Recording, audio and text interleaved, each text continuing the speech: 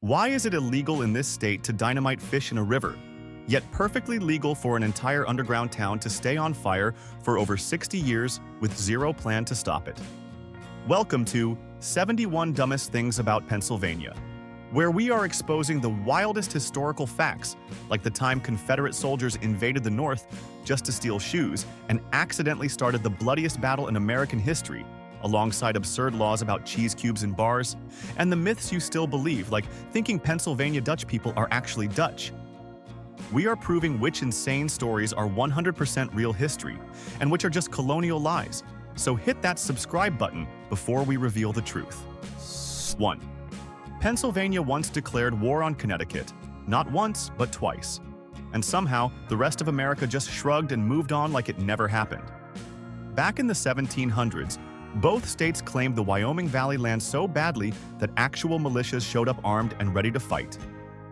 Men were killed, homes were burned, families were displaced, and courts got involved for decades. The whole mess was called the Pennamite-Yankee War, and it was absolutely real. Yet today, most Americans have never heard a single word about it. 2. William Penn looked King Charles II dead in the eye and basically begged him, "Please do not name this colony after my family." Penn found it embarrassing and too self-promotional for his taste. King Charles II smiled, nodded, and named it Pennsylvania anyway because he owed Penn's late father a debt, and this land was his way of paying it off. Penn spent years trying to distance himself from the name, while simultaneously governing the very colony named after him, which must have made every single official document slightly awkward to sign. 3. ENIAC, the world's first computer, was born in Philadelphia and should have made Pennsylvania legendary in tech history forever. The inventors worked for years building this massive machine that filled an entire room.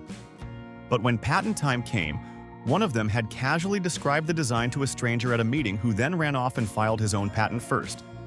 The courts voided the original patent entirely, and Pennsylvania basically lost credit for inventing the modern computer over one loose-lipped conversation. 4. Pennsylvania once built an entire statewide canal and railroad system before the Civil War because leaders were convinced it would make the state the richest in the nation. Engineers blasted through mountains, dug hundreds of miles of canal, and laid tracks across impossible terrain. Then came the bill. The state went completely and spectacularly bankrupt, trying to operate the whole thing, and eventually sold it off at a massive loss to a private railroad company that made enormous profits from it almost immediately. 5. Philadelphia was the most powerful and populated city in all of North America for most of the 1700s, sitting comfortably above every other city on the continent. Then quietly, without a single dramatic moment or major catastrophe, New York simply grew faster and overtook it. No war, no disaster, no scandal caused the shift. Philadelphia just woke up one day no longer.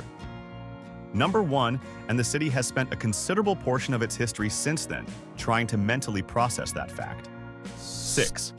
Centralia, Pennsylvania has been literally on fire underground since 1962, and the government has had over 60 years to figure out what to do about it.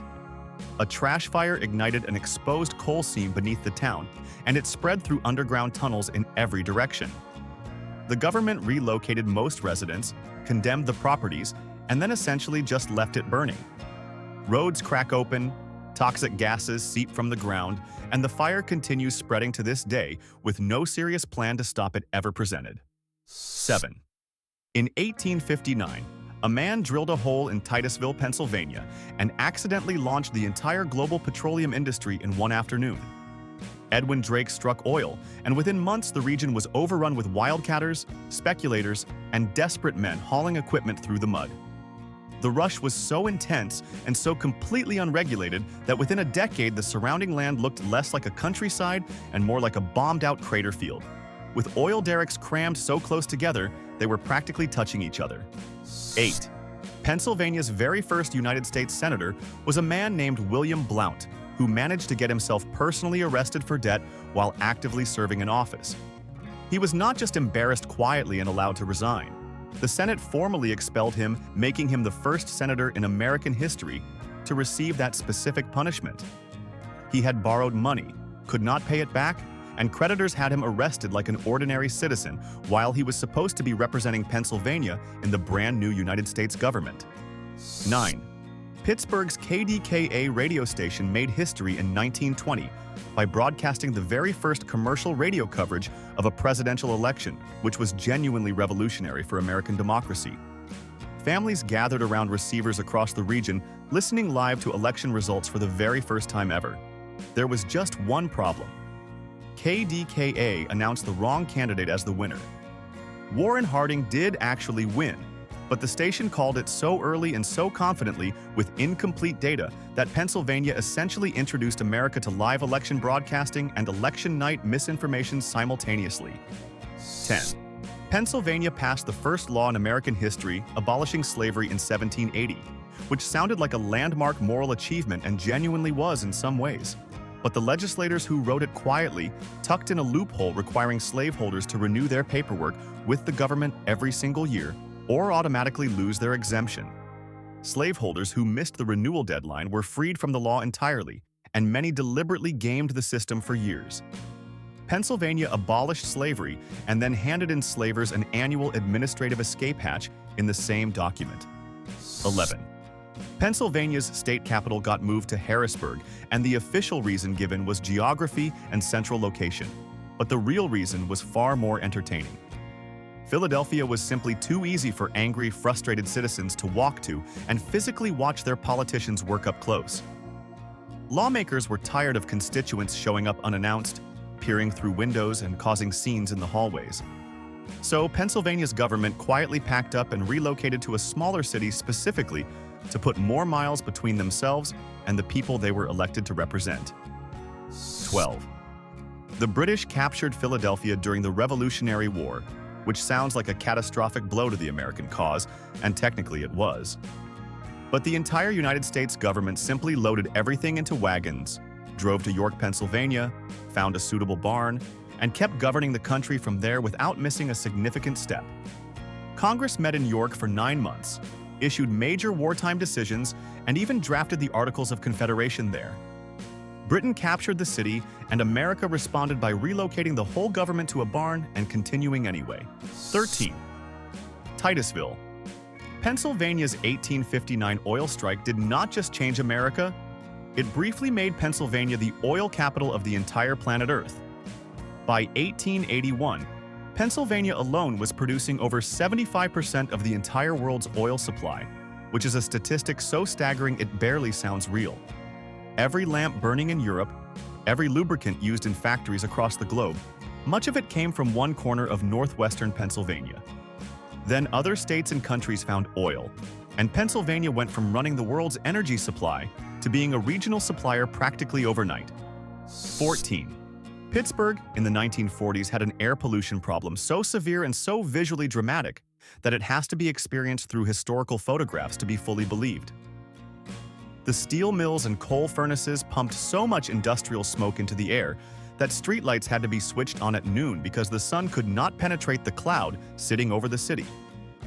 Businessmen arrived at work in white shirts and left with gray ones. Pittsburgh was one of America's most economically powerful cities and simultaneously one of the least breathable places on the continent. 15. Pennsylvania once required citizens to obtain a specific government-issued license just to legally sell pretzels, which is remarkable because the pretzel is arguably Pennsylvania's most beloved and culturally significant snack food. The law did not apply to bread or crackers or any other baked good in a comparable way, just pretzels. Somewhere in Pennsylvania's legislative history, a group of elected officials sat down, discussed the pretzel situation at length, decided it represented a genuine regulatory gap, and passed a law treating soft pretzel sales like a privileged commercial activity requiring official state permission.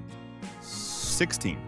The Johnstown flood of 1889 killed over 2,200 people in a matter of hours, and the cause was not nature, not an act of God, and not any kind of unavoidable disaster. A private dam upstream was owned by an exclusive millionaires' fishing club, whose wealthy members had been repeatedly warned the structure was deteriorating and dangerous. They ignored every warning, refused to spend money on repairs, and one rainy May afternoon the dam collapsed and sent 20 million tons of water crashing through Johnstown below, while the club members were safely elsewhere enjoying their weekend. 17. Pennsylvania Dutch. People are not Dutch and have never been Dutch, and the entire name is based on a mistranslation that has been perpetuated for over 300 years without meaningful correction. The settlers were German and called themselves Deutsch, which is simply the German word for German. English-speaking neighbors heard Deutsch, processed it as Dutch, wrote it down as Dutch, told their children it was Dutch, and 3 centuries later, Pennsylvania still has an entire cultural region officially named after a language error. Germany and the Netherlands are different countries and always have been. 18. Elk County, Pennsylvania contains more wild elk wandering around than it contains actual human residents, which is already a remarkable fact on its own. But the situation goes further because Pennsylvania law gives elk legal right-of-way on state roads, meaning that if an elk decides to stand in the middle of a highway, the elk is technically correct, and the human driver is legally obligated to wait. Elk County residents navigate daily life in a place where the animal population outnumbers the human population, and the animals have the superior legal standing on public roads. 19. The very first piano ever constructed in America was built in Philadelphia in 1775 by a German immigrant craftsman named Johann Behrendt, and almost nobody knows this happened. Philadelphia was producing pianos before the United States was even officially a country. Before Carnegie Hall existed, before Broadway existed, before American classical music had any formal institutions at all. A man in Pennsylvania was hand-building the instrument that would eventually define American parlor culture for the next century and a half, and the historical record of it barely registers in any mainstream telling of American music history. 20. The very first official National Thanksgiving Proclamation, issued by the Continental Congress, was not written in Massachusetts and was not issued from any of the famous founding cities most Americans picture when they imagine early American history. It was issued from York, Pennsylvania in 1777, while Congress was operating out of that relocated wartime headquarters. The proclamation went out to the entire nation from a Pennsylvania town most Americans today associate with nothing in particular historically. Massachusetts got the cultural credit, Plymouth Rock got the mythology, and York, Pennsylvania got the actual documented paperwork. 21. Pennsylvania's legislature once voted themselves a pay raise in the middle of the night thinking nobody was watching and nobody would notice until it was too late. The raise was passed after midnight, signed quietly, and was technically illegal under the state constitution the moment the ink dried. What happened next was not quiet at all.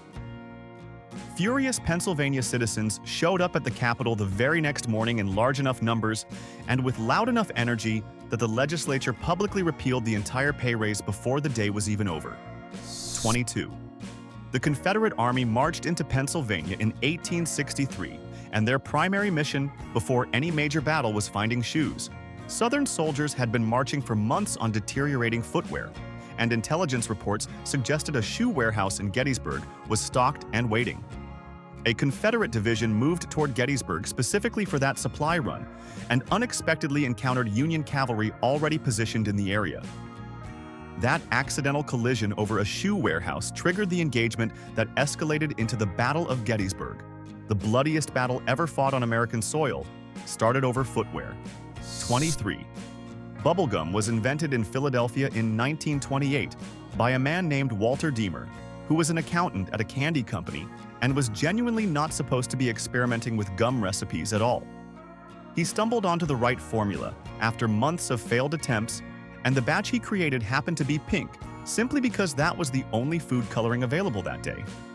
Then Deemer kept the recipe a personal secret for years afterward, because he found the whole thing slightly embarrassing for a serious professional accountant to have accidentally invented. Pink bubblegum exists because of an embarrassed Philadelphia bean counter. 24. Philadelphia's City Hall took 30 years to build, from 1871 to 1901, and by the time construction was finally completed, the building was already functionally outdated and had been architecturally surpassed by newer structures going up around it. Workers spent 3 decades hauling stone, installing ornate carvings, and constructing what was supposed to be the grandest municipal building in America. They finished it, and the city looked at it and realized the design was no longer considered modern. Philadelphia built its crown jewel over 30 years and opened it to immediate architectural disappointment from critics who had moved on. 25. Pennsylvania has a law on its books that explicitly makes it illegal to use dynamite to catch fish, and the existence of that specific law raises an immediate and obvious question about what was happening in Pennsylvania's rivers and lakes before legislators felt compelled to address it formally. Laws do not get written for activities nobody attempts. At some point, enough Pennsylvania residents were apparently showing up at fishing spots with actual dynamite, tossing it into the water, and collecting whatever floated to the surface that elected officials held a meeting, discussed the situation seriously, and passed a specific anti-dynamite fishing statute. 26. 9 coal miners in Quay Creek, Pennsylvania went underground for a routine shift in July 2002 and accidentally drilled straight through into a flooded abandoned mine shaft next door that nobody had accurately mapped.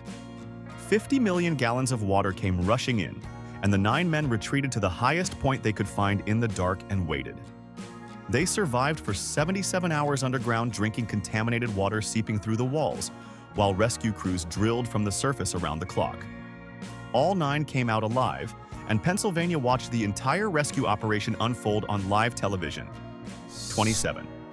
Pennsylvania has an official state dog, an official state insect, an official state fossil, an official state aircraft, and perhaps most impressively, an official state soil.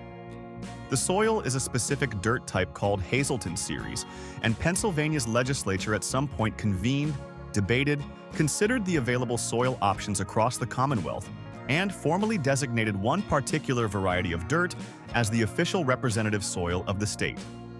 Pennsylvania has made more things official than most states have things, and somewhere in a government archive, there is a formal proclamation celebrating a specific type of Pennsylvania dirt. 28. Pennsylvania's wildlife authorities officially declared the eastern mountain lion extinct within the state's borders and removed it from all active monitoring programs with complete governmental confidence. Then the sightings kept coming. Verified photographs, documented tracks, credible witness reports from hunters, hikers, and farmers continued arriving at wildlife offices year after year after the official extinction declaration. Pennsylvania's position remains that mountain lions are definitively gone, while Pennsylvanians in rural areas continue reporting large tan cats moving through their woods. The state and its residents are essentially having 2 completely different conversations about whether the animal exists.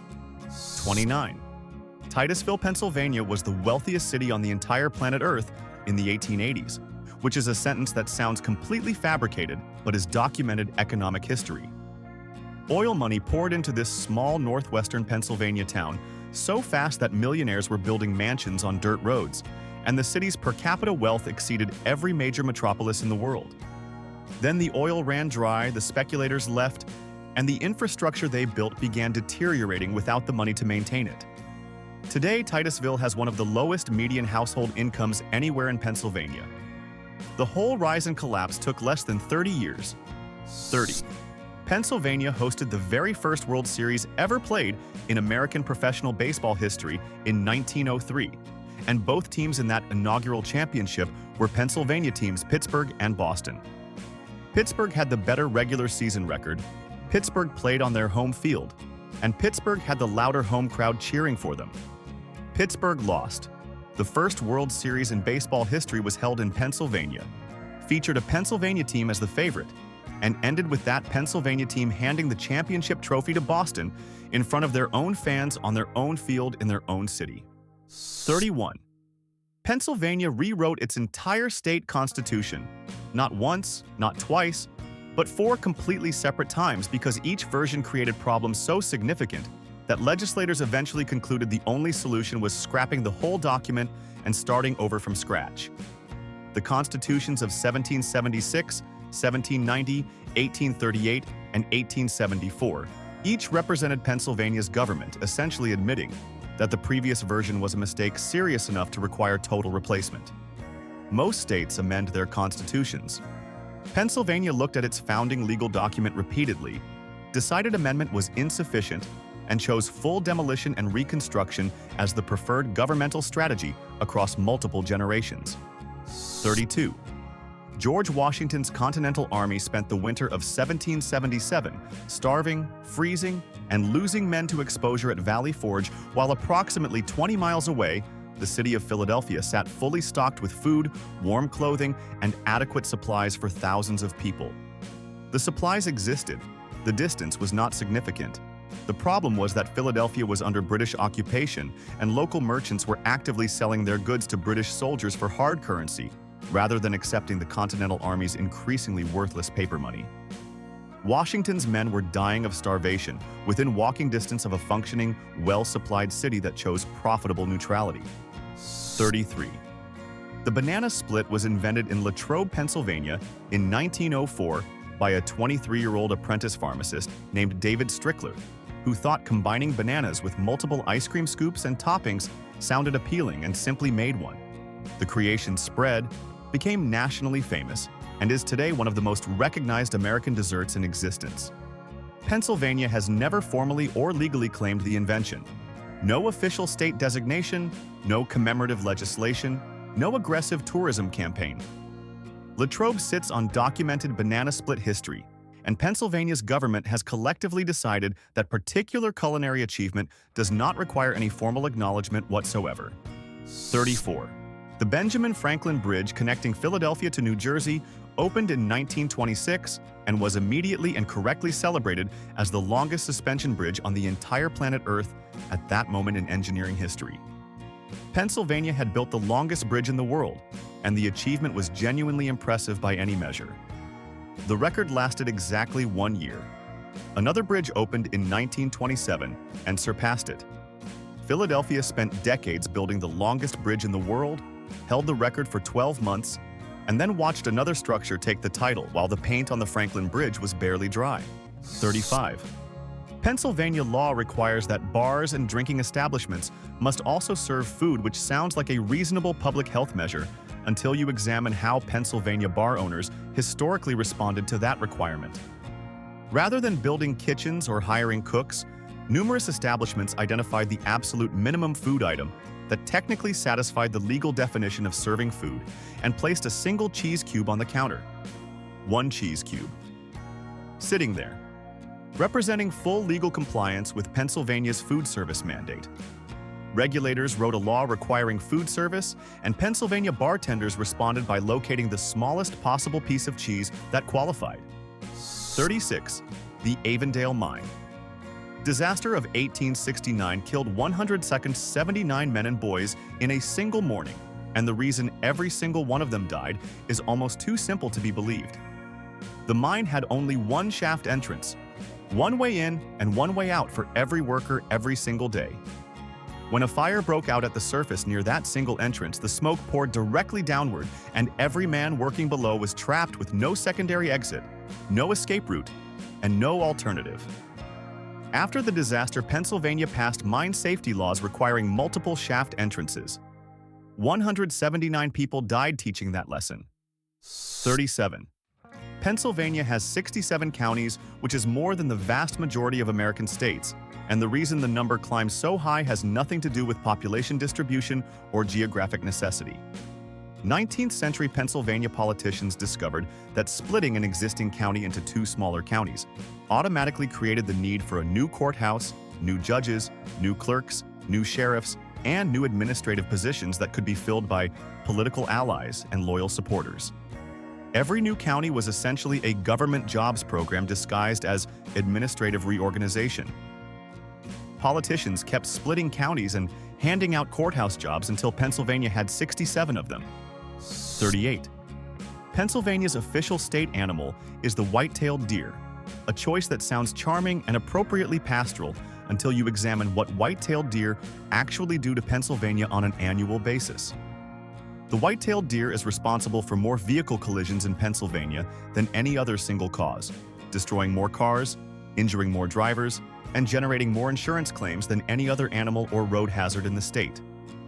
Pennsylvania looked across its entire wildlife roster, considered its options carefully, and selected as its official symbolic animal the creature most statistically likely to total your car on the way home from work.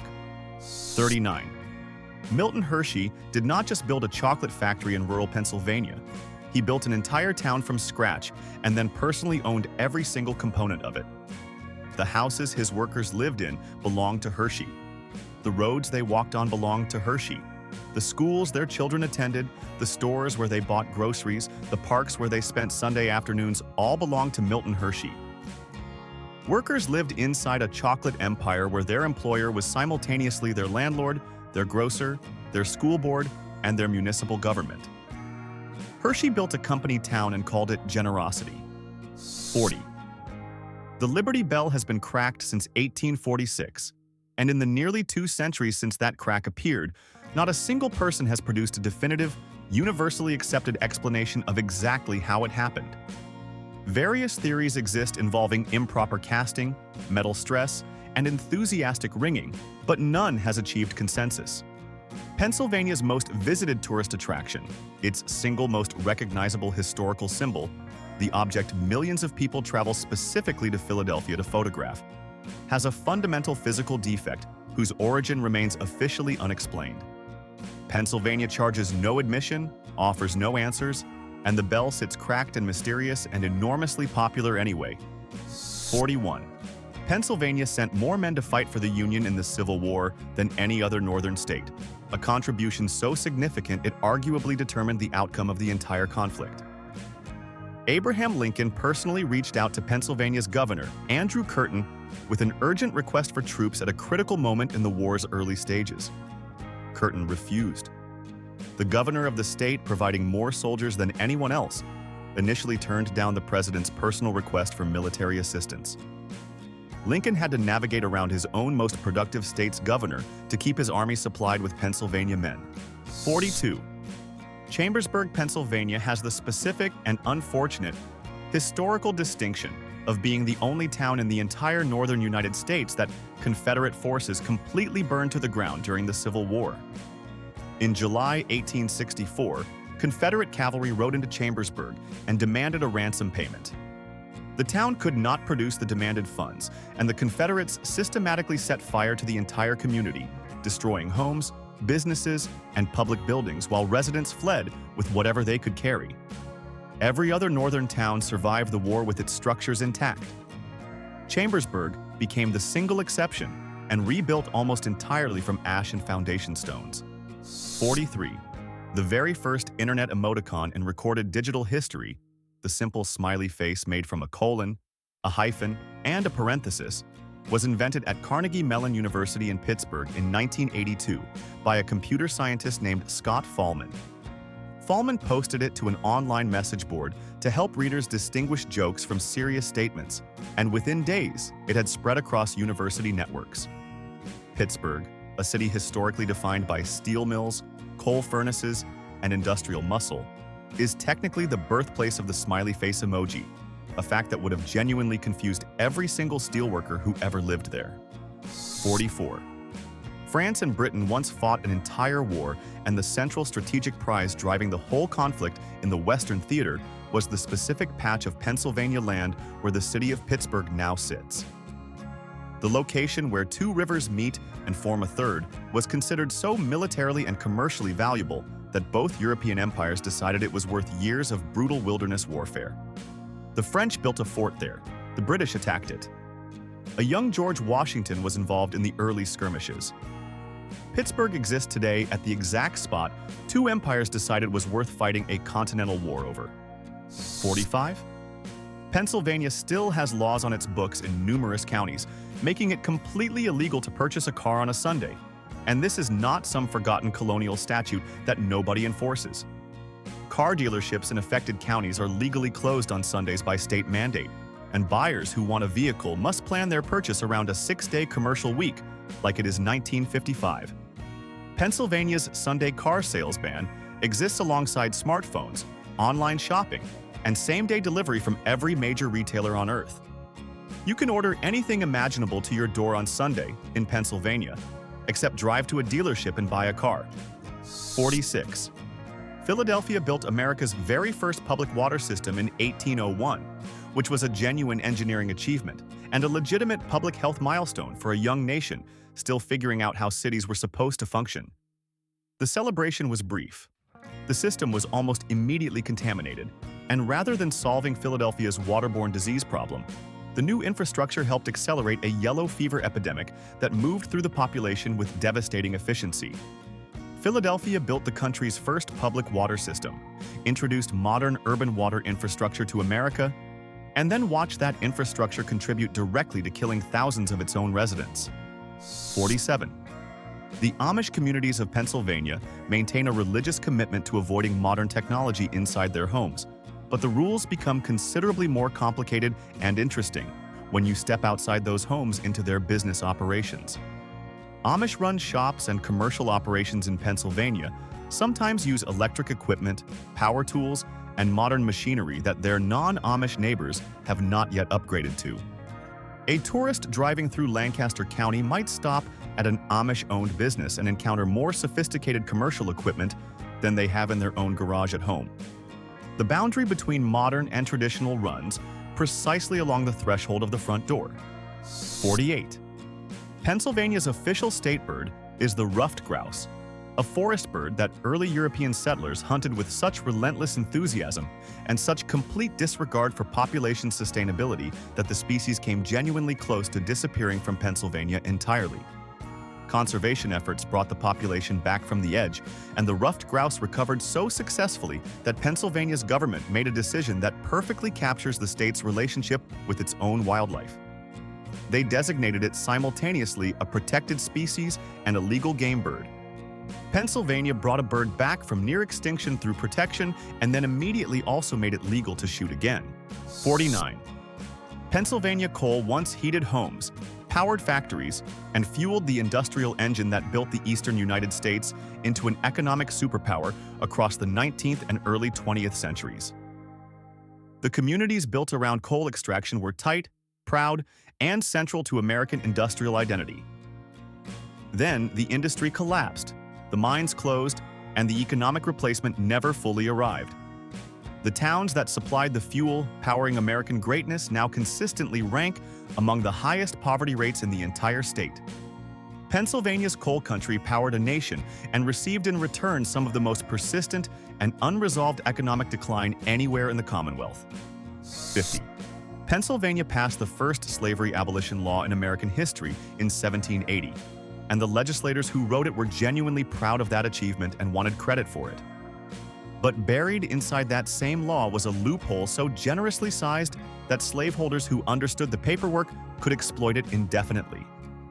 Enslaved people whose enslavers successfully navigated the annual renewal requirements remained legally enslaved under Pennsylvania law for another full generation after abolition was supposedly enacted. Pennsylvania abolished slavery and simultaneously provided a documented administrative pathway for slavery to continue. Both things were true, and both things were written into the same law.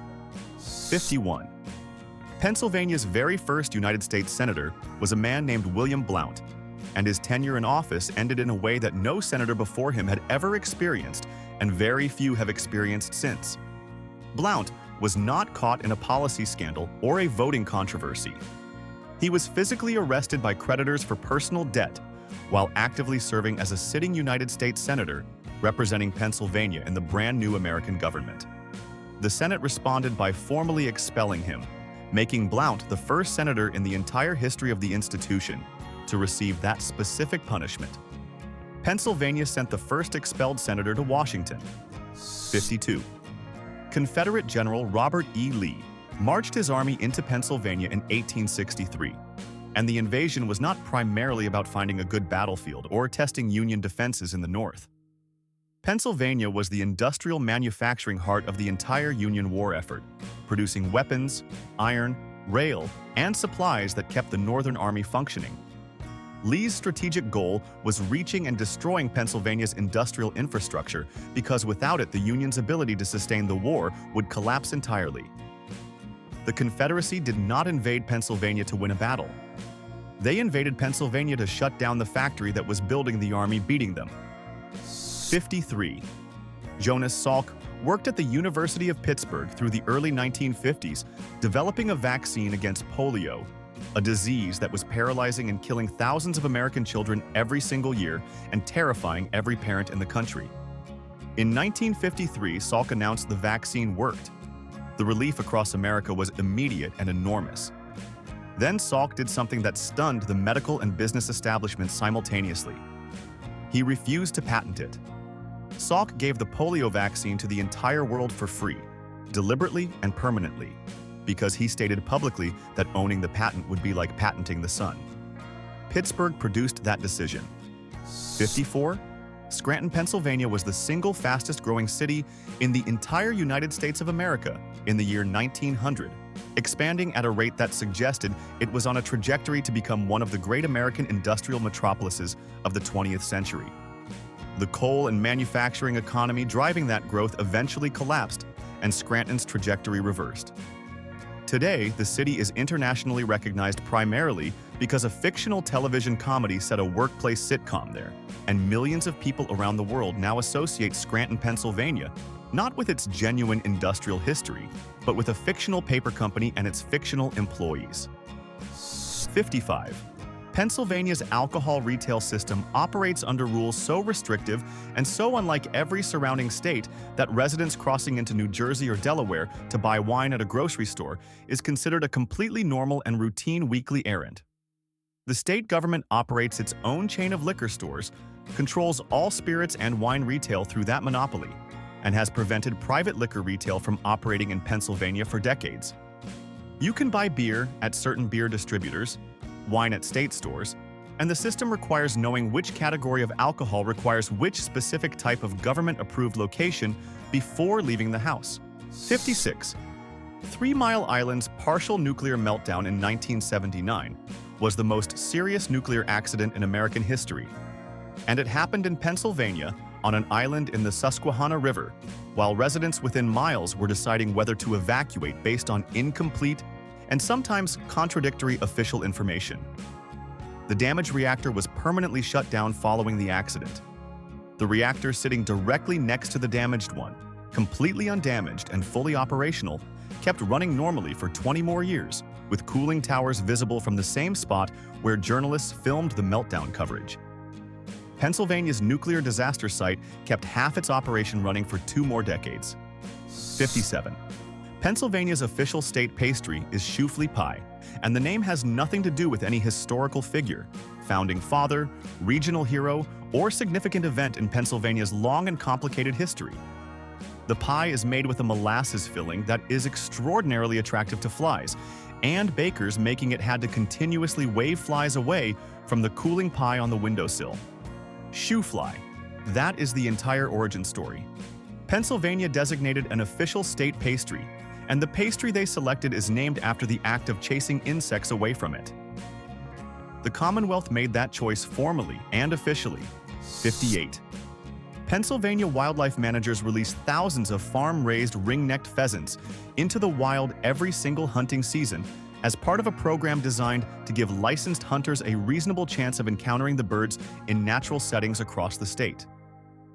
The program costs significant money, requires substantial logistical coordination, and generates considerable goodwill among the hunting community. Wildlife surveys then consistently show that the overwhelming majority of those released pheasants are located and killed by foxes, hawks, and other natural predators before a single licensed human hunter encounters one. Pennsylvania spends considerable resources stocking the wild for foxes to harvest ahead of the hunters. 59. Andrew Carnegie built the largest and most profitable steel operation in the history of industrial America right in Pittsburgh, accumulating personal wealth so staggering that adjusting for inflation, he remains one of the wealthiest individuals who ever lived. Then Carnegie started giving it away. Not quietly, not modestly, but systematically and publicly on a scale that shocked his contemporaries. He funded libraries across the entire country, built concert halls, endowed universities, and gave away approximately 90% of his total fortune before he died. Carnegie announced publicly that a man who dies wealthy dies disgraced, and then spent his final decades proving he meant it. 60. Pittsburgh opened America's very first commercial movie theater in 1905, a small storefront establishment that charged customers 5 cents for admission and called itself a Nickelodeon, combining the word nickel with the Greek word for theater. The format spread across the country almost immediately as entrepreneurs recognized the business model worked and replicated it in cities everywhere. The word Nickelodeon embedded itself permanently into American cultural vocabulary. Over a century later, the word means something completely different to every American child alive today because a children's cable television network adopted it, permanently replacing the original meaning in popular memory while Pittsburgh's actual invention quietly faded. 61. Pennsylvania's official state motto is virtue, liberty, and independence. Three words that sound noble and principled, and exactly like what a founding-era commonwealth would select to represent its highest ideals to the world. Pennsylvania adopted that motto while simultaneously operating one of the most openly corrupt and systematically dishonest political machines in 19th century American history. Party bosses controlled judgeships, distributed government contracts to allies, and ran elections in ways that made the outcome fairly predictable before voting began. Pennsylvania put virtue, liberty, and independence on its official seal, and then conducted its political affairs in nearly every possible direction away from all three. 62. The Whiskey Rebellion of 1794 began in western Pennsylvania when farmers who had been distilling whiskey as their primary economic product refused to pay a new federal excise tax. They considered deeply unjust and personally targeted at rural working people. The protest escalated from petitions to armed gatherings to open defiance of federal authority, and President George Washington responded by personally riding at the head of a militia army into Pennsylvania to suppress the rebellion. It was the first time in American history that a sitting president personally led troops in the field against his own citizens, and it happened in Pennsylvania over whiskey. 63. Pennsylvania's first telegraph line was installed and operational, and represented a genuinely revolutionary communications technology that could transmit information faster than any horse or train then moving across the American landscape. The operators of that line looked at this transformative tool, connecting Pennsylvania's communities, and made a considered decision about its highest and best use. They used it almost exclusively to transmit horse racing gambling results between tracks. Not military dispatches, not breaking news, not commercial shipping information. Horse race outcomes. Pennsylvania received one of history's great communication breakthroughs, and its primary early application was helping gamblers find out faster whether they had won or lost. 64. Philadelphia launched the first English-language daily newspaper ever published anywhere in America in 1784. A genuinely significant moment in the history of democratic communication and press freedom in the new republic. The paper began printing and distributing news to Philadelphia residents at a time when the majority of Americans living outside major cities had limited literacy and no reliable access to regular written information of any kind. Pennsylvania created the American daily newspaper before most Americans could read one. The infrastructure for informing a democracy was built in Philadelphia for a population that was still in the process of becoming literate enough to use it. 65. Pennsylvania's hunting license system is layered, specific, and requires a level of administrative attention that casual sportsmen from other states find genuinely surprising when they first encounter it. A general hunting license covers certain animals but not others, and specific categories of wildlife require their own separate additional licenses purchased independently on top of the general one. Fur-bearing animals, a category that includes beaver, fox, and similar species, require a completely distinct fur-bearer license separate from everything else a hunter already carries. Pennsylvania created a licensing system so precisely subdivided that a hunter can be fully licensed for deer, turkey, and pheasant, while being completely unlicensed and therefore illegal for raccoon. 66. Philadelphia's public health response to the 1918 Spanish flu pandemic was a case study in official decision-making that epidemiologists and historians still reference over a century later as an example of exactly what not to do during an airborne disease outbreak. City officials decided to proceed with a massive Liberty Loan Parade through downtown Philadelphia, despite clear warnings from medical professionals that gathering hundreds of thousands of people in close proximity during an active influenza outbreak was dangerous. The parade happened, the crowds packed the streets, and the resulting spike in infections made Philadelphia's outbreak one of the deadliest concentrated superspreader events recorded anywhere in American history. 67.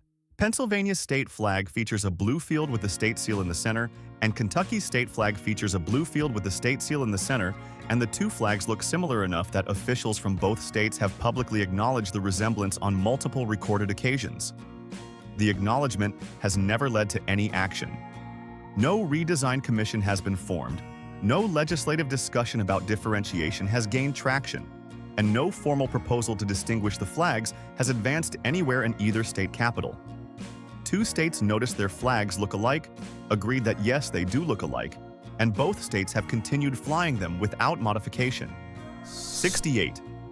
Pennsylvania's wild turkey population has been so successfully rebuilt through decades of careful state wildlife management programs that the total number of wild turkeys now living within Pennsylvania's borders exceeds the entire human population of Pennsylvania during the colonial era, when those same turkeys were being hunted towards scarcity.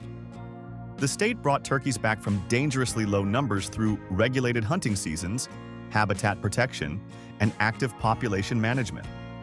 Pennsylvania now has more turkeys than it had colonists, and the turkeys are not paying taxes, not building roads, and not contributing to the state budget in any way that offsets their considerable and growing presence. 69. Pennsylvania's Turnpike opened in October 1940 and was immediately celebrated as America's first true superhighway, a modern divided highway designed for high-speed travel that would become the model for the entire interstate highway system built decades later. Engineers routed it straight through an abandoned 19th-century railroad tunnel through the mountains because the tunnel was already there and using it saved enormous construction costs. Today, the Pennsylvania Turnpike charges some of the highest per-mile toll rates of any highway in the entire United States. America's first superhighway pioneered modern road travel and charges its users accordingly for the privilege of that historical distinction. 70. Forbes Field opened in Pittsburgh in 1909 and became the first modern baseball stadium in America, establishing the physical template and design standards that every major league ballpark constructed afterward would follow and refine for the next century. Pittsburgh did not just build a place to watch baseball. Pittsburgh built the original definition of what a baseball stadium was supposed to look like, how it was supposed to function, and what the experience of attending a professional game was supposed to feel like for a paying crowd. Every ballpark built since then exists in some architectural conversation with the decision Pittsburgh made in 1909. 71. Pennsylvania is one of only 4 American states that officially and legally calls itself a commonwealth rather than a state, a distinction that sounds meaningful and historically significant and prompts curious visitors to ask what exactly the difference is. Surveys conducted among Pennsylvania residents consistently show that the majority of people living in the Commonwealth cannot accurately explain what the word Commonwealth legally means in this context, why Pennsylvania uses it, or what practical difference it makes in governance or daily life. Pennsylvania has called itself a Commonwealth for centuries, prints the word on official documents, displays it on road signs, and most Pennsylvanians have absolutely no idea what it means. Pennsylvania declared war on a neighbor state, built a canal system into bankruptcy, and accidentally started the deadliest battle in American history over shoes. And somehow this is only one state. If you want us to do every single state like this, hit subscribe on Dumbest Things. Right now, drop a comment telling us which state deserves the next roast, and smash that like button so the algorithm stops sleeping on us. We have 49 more states of absolute chaos waiting.